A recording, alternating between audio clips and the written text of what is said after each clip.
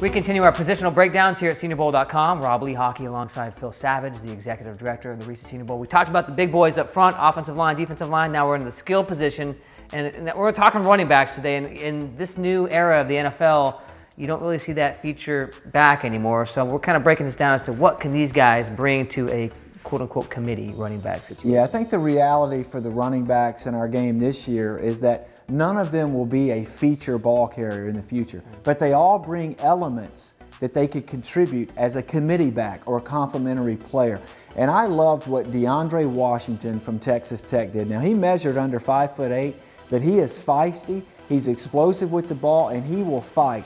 He's going to find his way onto an NFL roster next year. Another running back, Kenneth Dixon from Louisiana Tech. How about this player who had 87 total touchdowns in college?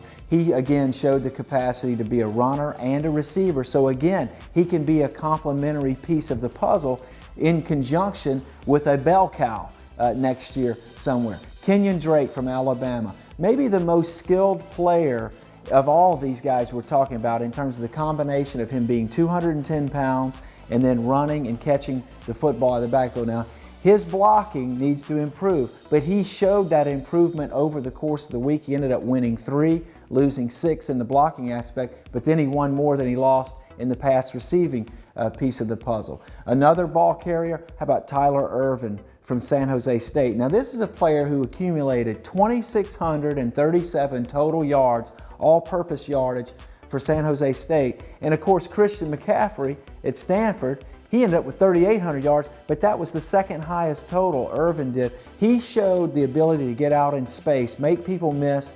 He's going to contribute as a return man and as a receiver out of the backfield. And then one final running back, Aaron Greene from TCU. Now, this is a player that really showed up in the game. He had a 25-yard touchdown carry on Saturday. And then, of course, during the week, again, he's a smaller type runner, but he showed some ability with instincts to run inside and then, of course, the speed on the perimeter. Now, we had 2 functional fullbacks in the game. Dan Vitali from Northwestern, he was really impressive in the blocking. 9 wins against 1 loss. And then as a receiver, he had 5 wins against 1 loss where he was covered.